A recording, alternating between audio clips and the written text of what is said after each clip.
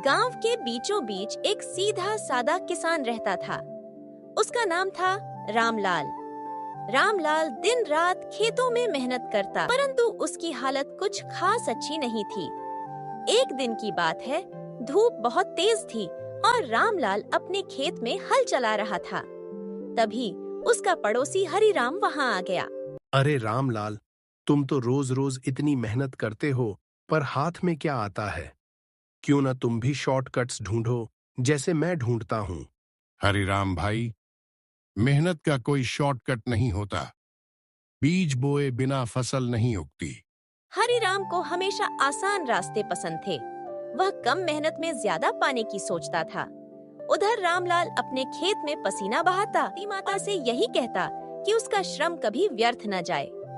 कई दिन बीत गए, बारिश का मौसम आया। वाह, बादल तो आ ही गए। अब मेरी फसल हरी भरी होगी। रामलाल रोज खेत में जाता, पौधों को देखता, निराई गुड़ाई करता। उधर हरिराम ने खेत में आधे अधूरे बीज डाले और सोच लिया कि जब रामलाल की फसल उगेगी तब उससे ही अनाज ले लूंगा। समय बीतता गया। देखो देखो, रामलाल के खेत में कितनी सुंदर फसल लहलहा रही है। हाँ, और हरिराम के खेत में तो खरपतवार ही खरपतवार हैं। यह सुनकर हरिराम को बहुत शर्म आई। वह रामलाल के पास गया। भाई, तुम सही कहते थे, मेहनत का कोई विकल्प नहीं। मैंने आलस किया और अब देखो नतीजा। हरिराम, गलती मानना भी एक बड़ी बात है। आज से मेहनत करना शुरू करो। आने वाला मौसम तुम्हारे लिए भी अच्छा होगा। रामलाल ने न केवल मेहनत की, बल्कि ईमानदारी भी निभाई। एक बार गांव के जमींदार ने उसे ज्यादा अनाज देने का लालच दिया।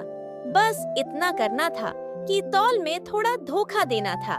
नहीं मालिक, झूठ और बेईमानी मेरे बस की बात नहीं। मेरा पेट भूखा रह सकता है, पर मेरी आत्मा भूखी नहीं रहनी चाहिए। रामलाल की यह बात सुनकर जमींदार भी चौंक गया, लेकिन धीरे धीरे उसकी ईमानदारी की चर्चा पूरे गांव में फैल गई। गांव वाले रामलाल की फसल खरीदने में सबसे पहले आने लगे। हम तो रामलाल से ही अनाज लेंगे, क्योंकि इसमें सच्चाई की खुशबू है। आखिरकार मेहनत और ईमानदारी ने रामलाल को सुख समृद्धि दी। उसका घर अनाज से भर गया और वह गांव का सम्मानित किसान बन गया।